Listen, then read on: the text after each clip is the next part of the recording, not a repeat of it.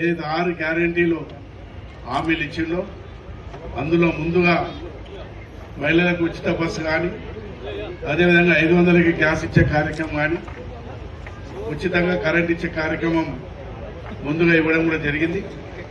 మిగిలిపోయినవి అవుతున్నాయో 4 గ్యారెంటీలు 26 జనవరి నాడు ఇస్తారని చెప్పి హామీ ఇచ్చినారు ముఖ్యమంత్రి గారు.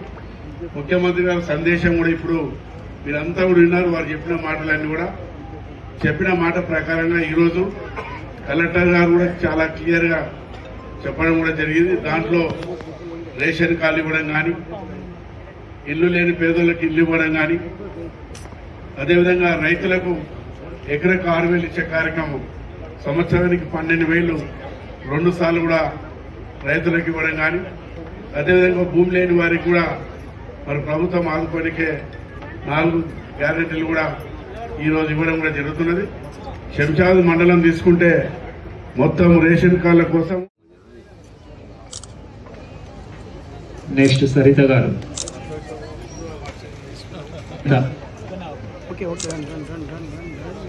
తర్వాత యాదయ్య,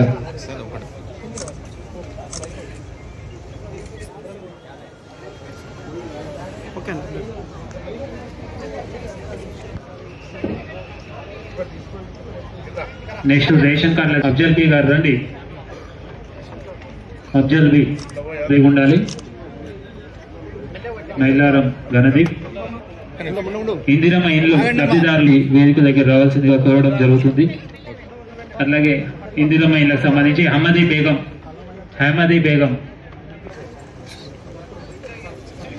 కొత్తపల్లి కల్పన ఇచ్చే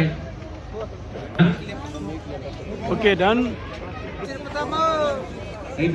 తిరుపతమ్మ గారు రండి. ఇక్కడ చూడండి అమ్మా. లావణ్య గారు, ఇక్కడ చూడండి. పార్వతమ్మ, గంగల పార్వతమ్మ గారు,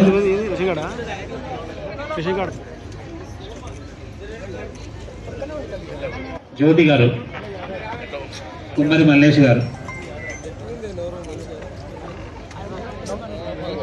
మల్లేష్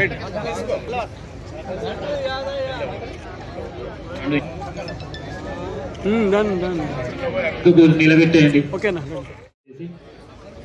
ఇవ్వడం జరిగింది. ముఖ్యంగా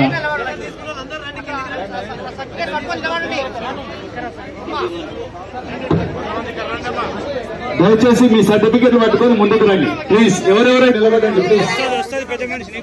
ఇచ్చిన తర్వాత మిగతా లబ్ధిదారులందరికీ ఇక్కడే ఉండి తీసుకోవాల్సిన ఏర్పాటు చేయడం జరిగింది. ఇప్పటివరకు చదివిన లబ్ధిదారులందరికీ కూడా ఇప్పుడు వేదిక మీద ఏదైతే ప్రొసీడింగ్స్ ఇచ్చారు, లబ్ధిదారులంతా మీకు సంబంధించిన ప్రొసీడింగ్స్ తీసుకొని పోవాల్సిందిగా కోవడం జరుగుతుంది.